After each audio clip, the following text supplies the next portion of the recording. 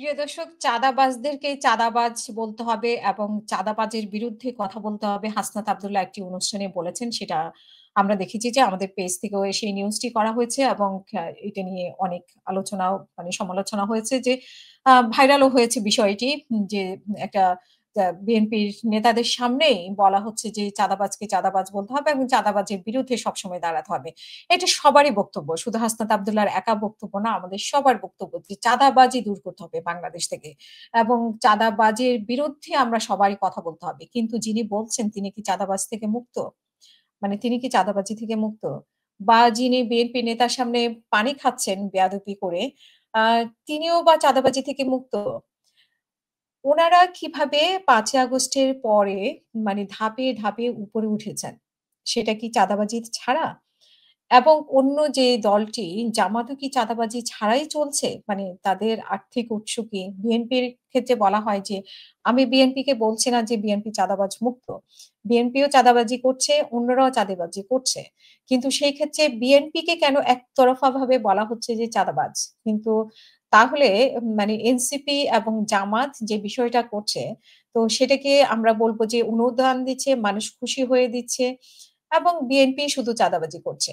তো আমরা দেখতে পাচ্ছি যে আসলে ৫ই আগস্টের পরে সবার ভাগ্যের পরিবর্তন হয়েছে। আমরা ৫ই আগস্টের আগে আমরা দেখেছি যে একমাত্র আওয়ামী লীগের ভাগ্য পরিবর্তন হয়েছে। আওয়ামী লীগের নেতা-নেত্রীরা আওয়ামী লীগের আশেপাশে যারা ছিলেন তারা রাতারাতি তার ভাগ্য পরিবর্তন করেছে বা পরিবর্তন হয়েছে দীর্ঘ ১৫ বছর। কিন্তু দীর্ঘ ১৫ বছরের ক্ষেত্রে যেটা হয়েছে কিন্তু আমরা দেখতে পাচ্ছি যে সেই ১ বছরে সেটাকে ছাড়িয়ে আরো বেশি চাঁদাবাজির রেকর্ড। সেটাকে চাঁদাবাজিও বলা হচ্ছে না, সেটাকে দুর্নীতিও বলা হচ্ছে না, সেটাকে বৈধ করা হচ্ছে বিভিন্নভাবে। আমরা তো দেখতে পাচ্ছি যে ১৫ বছরে চোখের সামনে ১৫ বছরে যা ঘটেছে তার থেকে ১ বছরে আরো বেশি ঘটেছে। আমরা শুধুমাত্র বিএনপির ঘাড়ে চাপা দিয়ে দিচ্ছি। বিএনপির ঘাড়ে চাপিয়ে দিচ্ছি যে তারা চাঁদাবাজ।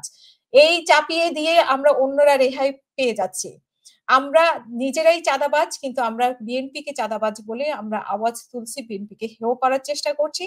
কিন্তু সেই কাজটা আমরাও করছি। কিন্তু আমরা এটাকে বলছি অনুদান, সাহায্য, বড় ভাই খুশি হয়ে বা অন্যরা খুশি হয়ে দিচ্ছে। কিন্তু আসলে এখানেই অবজেকশন আমার এখানেই আমার কথা বলা আরকি যে চাঁদাবাজি সবাই করছে। চাঁদাবাজি বাংলাদেশে ৫ই আগস্টের পর আওয়ামী লীগের আমলে যত না হয়েছে তার থেকে কয়েক গুণ বেশি হচ্ছে ৫ই আগস্টের পরে।